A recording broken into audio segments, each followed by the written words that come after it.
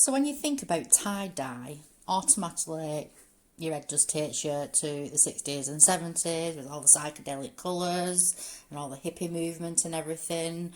But tie-dye goes back a lot longer than that. The art form of tie-dye has been used throughout the globe as early as 4000 BC. Indian bandhani is a type of tie-dye that was used back in the day. The second oldest tie-dye technique known is the Eastern Japanese version of fabric manipulation named Shibori, using a variety of resist dyeing techniques, methods to shape and secure the textile, and most typically used with the colour blue, indigo.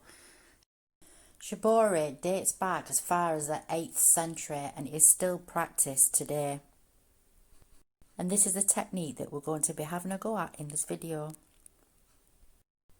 To do the tie-dye, you're going to need hand dyes of your choice of colours, 250 grams of salt for each different colour of dye, a bucket that can handle very hot water, some weighing scales, 100% cotton fabric, for example dyeing cotton, muslin, a t-shirt. As long as it's 100% cotton, it'll dye well.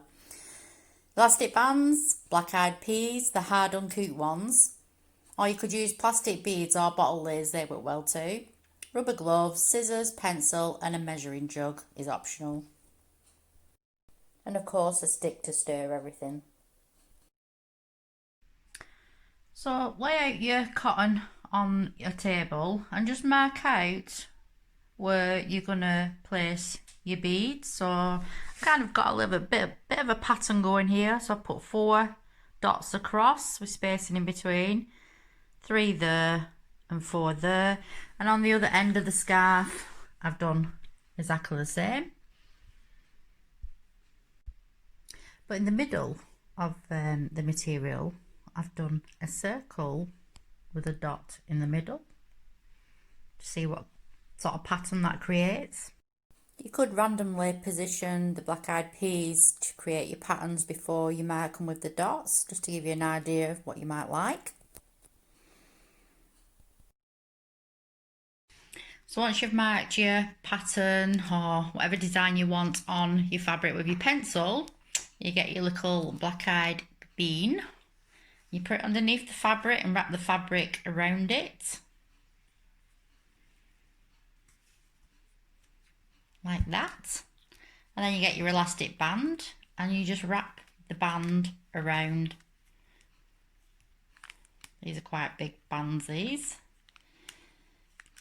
Around the bean and the fabric. There you go. Like that. So it looks like that. I did one here earlier on. So I'll just carry on with the rest of them. So I wrap the elastic band round both ends, and then in the middle bits I've put a bigger elastic band right in the middle here. You can see this sort of pattern here. I'm just wondering whether this is going to create a bigger circle or a different pattern because there's more elastic around it. I'm just curious.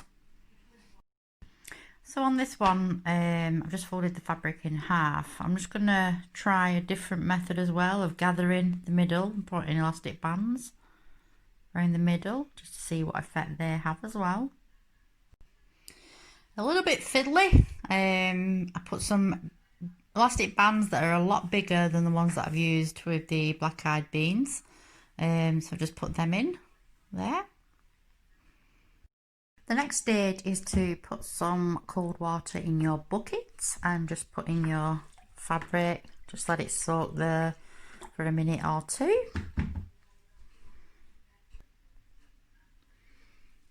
And then just wring it out so it's not dripping with water. So I'm going to go with yellow first.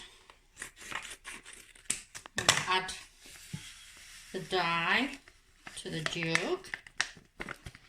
Make sure it's all empty.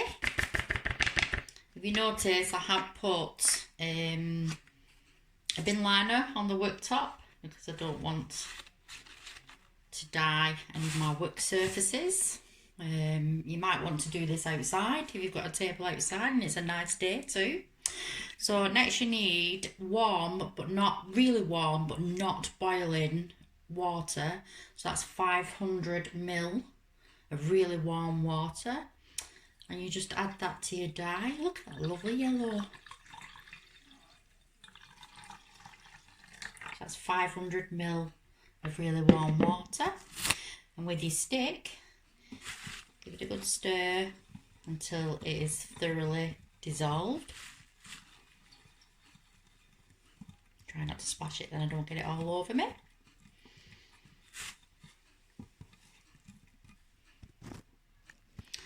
Now, I've never used this before, I've never done tie-dye before, so this is the first time for me. I'm learning from some basic instructions that I've been given. So I know this is supposed to be yellow because it says that on the packet, but it looks orange in there. So I'm assuming when it reacts with the material afterwards that it comes out yellow. So into my bucket, that's already measured out already, 250 grams of salt. I'm going to put that in the bucket. And the next thing I need to do is add 6 litres of very hot water again, but not boiling.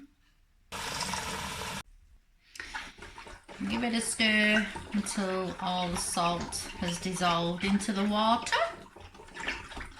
Salty water. So the next bit is to add the liquid dye into your bucket. So as we're using 2 colours, what you're going to do with your fabric is dip in the end or the part of the fabric that you want to be that colour. So in my case, I want the middle bit to be yellow, which is the circle that I did. So the middle bit there is where I folded the fabric in half. So I'm going to immerse that into the water now, and just that.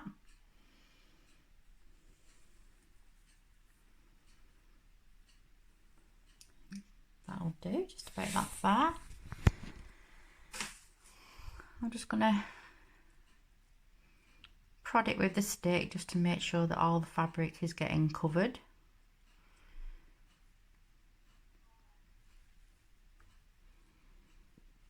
And then we just leave that to soak for 45 minutes. Let's have a look, it's just gone over 45 minutes. That's very yellow, isn't it? So what we need to do now is rinse this section of the fabric into some clean water, but just make sure we don't get this bit running in with it. So this, at this point you need to put on your rubber gloves.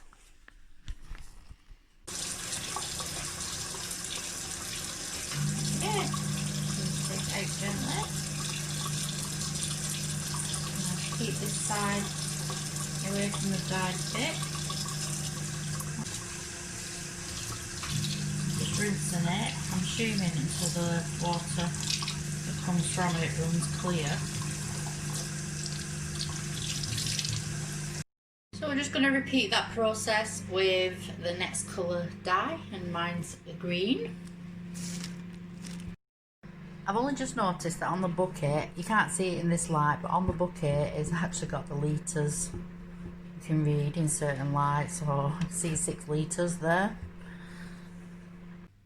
So again, we're going to dip the fabric into the dye and just stop about here. So we don't want to dip the yellow in. I'm just going to soak that in there and pat it down a little bit with the stick so it goes in. It soaks up all the dye.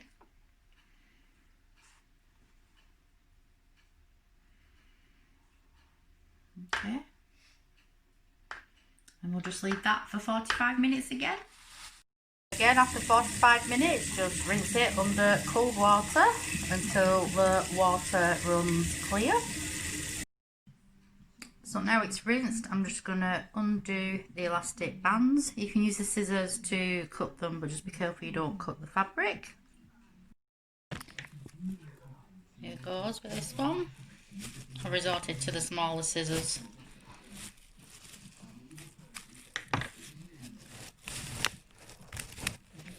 So you can see where the elastic band's been.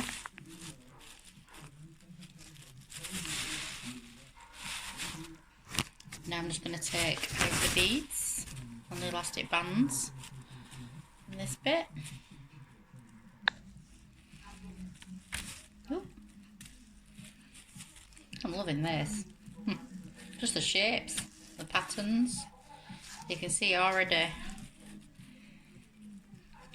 the wax where the elastic has kept it from preventing the dye from getting in.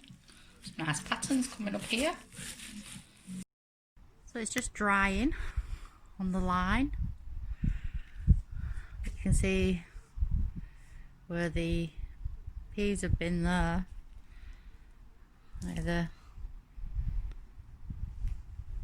That's where I scrunched it up in the middle.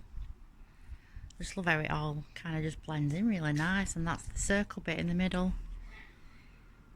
And that, I think that's a bit thicker because that's where I put the thicker, bigger elastic band.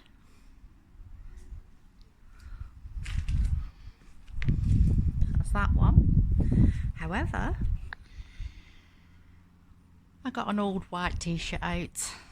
It did have a bit of a print on the front, but I dipped that in too. Not so bad, is it, for a first attempt? I absolutely love the back of it and the pattern that it's created as well. It's a bit leafy looking.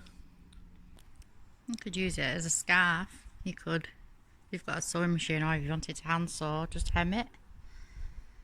You know, the frayed bits on the end, just hem it.